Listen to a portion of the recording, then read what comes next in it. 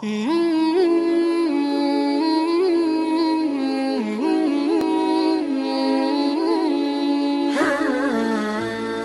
ہے؟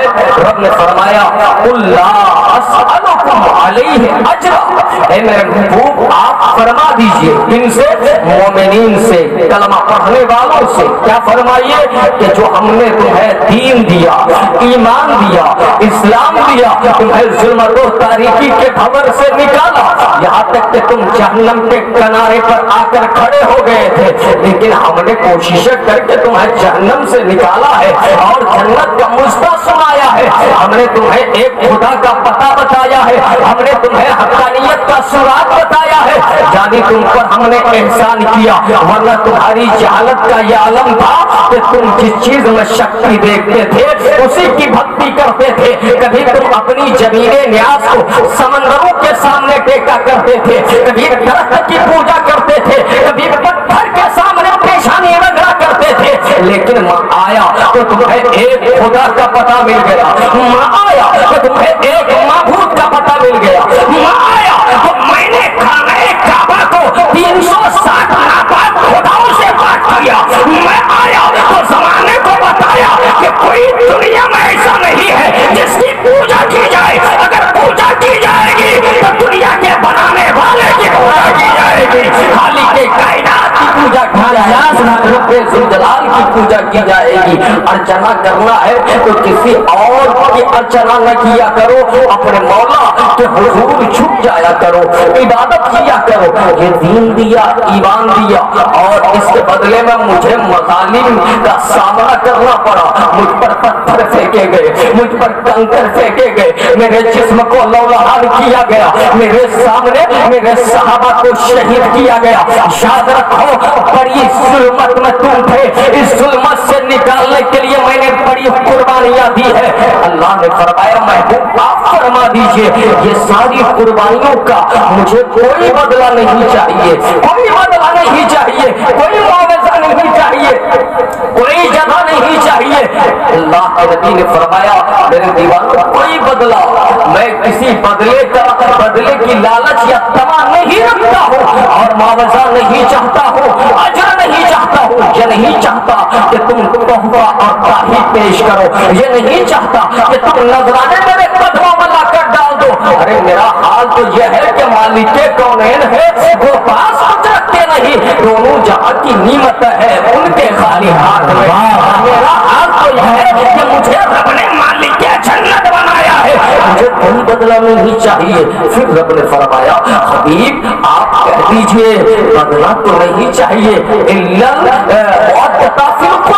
لیکن میرے قرابت داروں کی محبت اور مواد کا مطالبہ کر رہا ہوں۔ مطلب یہ ہے کہ دین دینے کے عوض میں جو کچھ میں نے تمہیں دیا ہے تمہارے لیے ایک چیز ضروری اور لازم قرار دیتا ہوں، وہ یہ ہے کہ میری اہل بیت سے محبت کرنا، میرے قرابت داروں سے محبت کرنا، میرے رشتہ داروں سے پیار کرنا، ان کے ساتھ الجھنے کی کوشش مت کرنا، ان کی دل آزادی کرنے کی کوشش مت کرنا، ان کے چمن کو تاراج کرنے کی کوشش مت کرنا، ان کے لیے تمہیں جو کچھ کرنا پڑے دلجوئی کے لیے سارا کچھ کرنا، لیکن میری اہل بیت کو کوئی تکلیف نہ پہنچے، کوئی ایذا نہ پہنچے، کوئی دفن نہ پہنچے، میری اہل بیت کے دل کو مت دکھانا، یہ پیغمبر نے ارشاد فرمایا۔ اب آپ کہہ سکتے ہیں، آپ کے ذہن میں ایک سوال آ سکتا ہے، محب القادری مصطفیٰ نے دین دیا، ایمان دیا، ایک طرف بدلہ نہیں چاہیے اور دوسری جانب یہ حکم دیا جا رہا ہے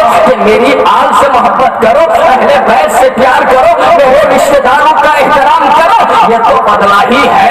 یعنی جیسے ایک باپ کسی کو کچھ دے تو یہ کہہ کر دے کہ میں دے رہا ہوں، پیسے تو نہیں چاہیے، روپے تو نہیں چاہیے، بدلہ تو نہیں چاہیے، لیکن میرے بیٹے سے محبت کرنا، میرے پوتے سے محبت کرنا، میرے نواسے سے محبت کرنا، یہ تو بدلہ ہی ہے۔ میں کہوں گا نادان تم نے سمجھائی نہیں ہے، تم نے اسلام کا مزاج نہیں سمجھا۔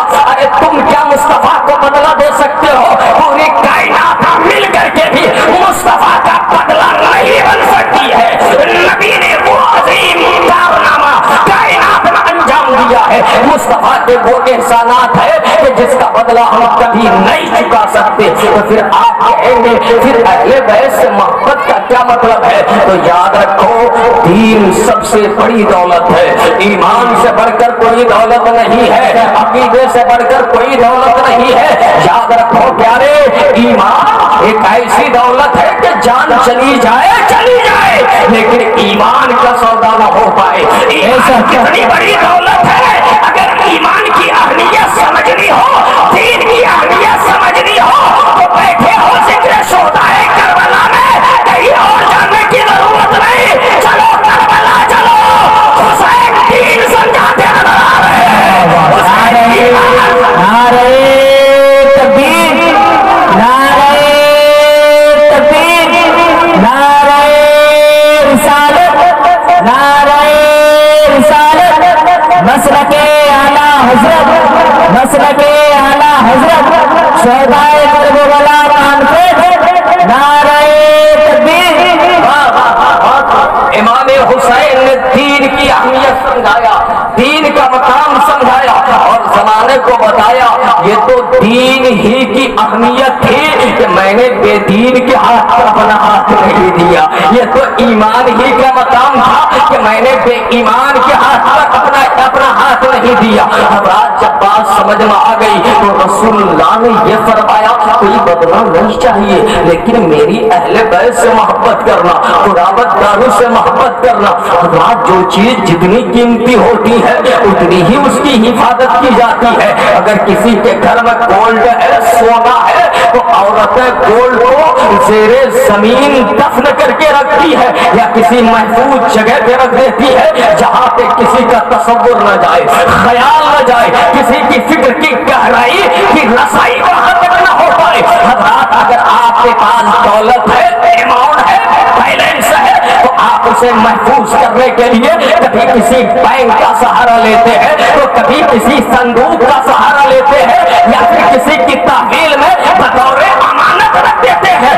مطلب یہ ہے پیسے کی اہمیت ہے اس لیے اس کی حفاظت کے لیے بینک میں پیسے رکھے جاتے ہیں۔ حضرات سونا چاندی کی اہمیت ہے اس لیے اس کی حفاظت کے لیے کسی صندوق میں یا زمین کے نیچے آپ دفن کر کے رکھتے ہیں۔ حضرات کو یہ دنیاوی دولت جس کے لیے زوال ہے، آج ہمارے پاس ہے کل ان کے پاس ہے، یہ دنیاوی دولت جس کی زندگی 4 دن کی زندگی ہے، یہ دنیاوی دولت جو آنے جانے والی ہے، یہ دنیاوی دولت جو جس کے لیے دوام نہیں ہے، جس کے لیے ہمیشگی نہیں ہے، آپ اس دولت کو بچانے کے لیے بینک کا سہارا لیتے ہیں نا، آپ کہیں جا کر کے محفوظ جگہ پر رکھ دیتے ہیں۔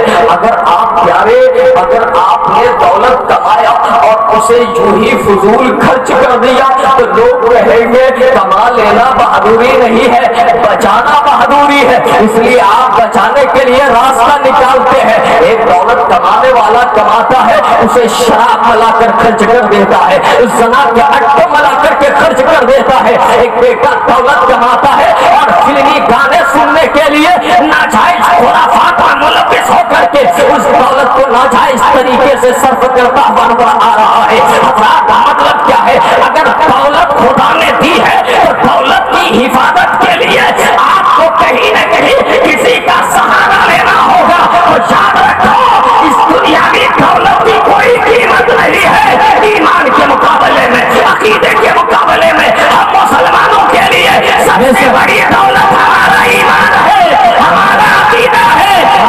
دنیاوی دولت بچانے کے لیے بینک کا رخ کرتے ہو، دنیاوی دولت بچانے کے لیے صندوق کا رخ کرتے ہو، مسلمانوں ایمان کی دولت جو خدا نے دیا مصطفیٰ لے کر آئے، اگر اسے بچانا چاہتے ہو تو اہل بیت سے محبت کرو، ایمان بچے گا۔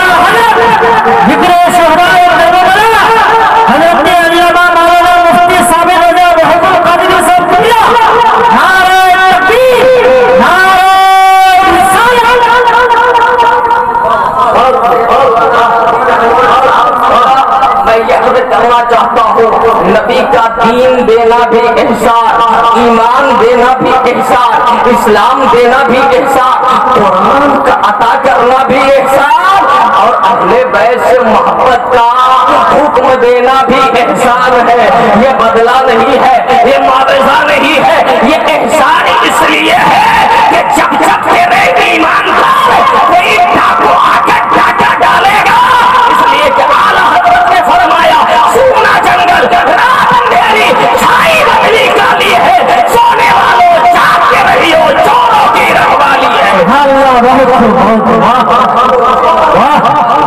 اعلیٰ حضرت نے یہ فرمایا اور ہوشیار کیا، آقا کریم نے فرمایا ہم نے اہل بیت سے محبت کا حکم اس لیے دیا کہ جب کوئی ایمان کا ڈاکو، ایمان کا رہزن کسی بھی شکل میں آ کر کے ایمان کی کھیتی کو تاراج کرنے کی کوشش کرے، ایمان کو برباد کرنے کی کوشش کرے، تو ایسے موقع سے اگر تیرے ایمان کو کوئی چیز بچائے گی تو میرے اہل بیت کی محبت بچائے گی، حسین کی محبت بچائے گی، فاطمہ کا پیار بچائے گا، مولا علی کی چاہت بچائے گی۔ اس لیے میں نے اہل بیت سے محبت کرنے کا حکم دیا کہ جو ایمان میں نے دیا ہے وہ ایمان لے کر تو جہنم میں نہ جائے، جنت کا مسافر بن جائے۔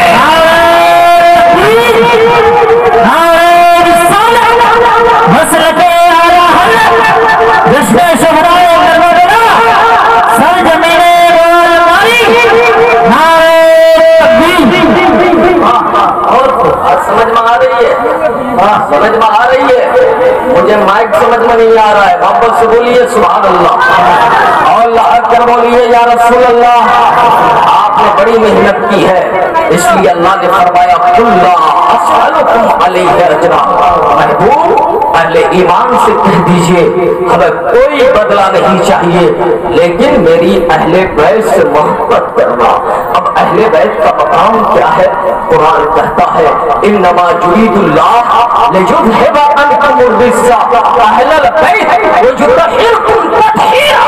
رب نے فرمایا اللہ چاہتا ہے اہل بیت کو رجس سے پاک کر دے، کس سے؟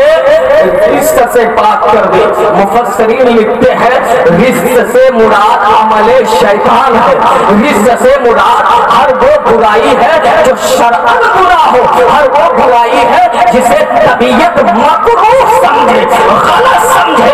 رات کو یہ اہل بیت کا مقام ہے جن کا ذکر کرنے کے لیے آپ بیٹھے ہیں کہ خدا نے انہیں رجس سے پاک کر دیا اور خوب پاک کر دیا۔ اب ذرا بتائیے ایک پاک بندہ جسے پاک کرنے والے خدا نے پاک کیا ہے، وہ پاک بندہ کسی ناپاک ہاتھ پر اپنا ہاتھ کیسے دے دے گا؟ ارے کسی ناپاک ہاتھ پر بیعت کیسے کر لے گا؟ مطلب یہ ہے اہل بیت کا مقام اس قدر بلند ہے۔ اب حضرات میں آپ سے بات عرض کرنا چاہتا ہوں، اہل بیت کے حوالے سے جب یہ آیت نازل ہوئی تو سرور کائنات علیہ تحیت و ثنا نے اپنی شہزادی خاتون جنت حضرت فاطمہ زہرا کو بلایا ہے، حضرت مولا علی مشکل کشا کو بلایا ہے، حضرت امام حسن مجتبیٰ کو بلایا ہے، حضرت امام حسین مرتضیٰ کو بلایا ہے۔ سرکار نے سب کو اپنی ردائے تطہیر کے نیچے ڈھانپ لیا ہے۔ پھر آقا نے دعا کی ہے اللہم ہؤلاء اہل بیتی، اے میرے پروردگار یہ میری اہل بیت ہے، یہ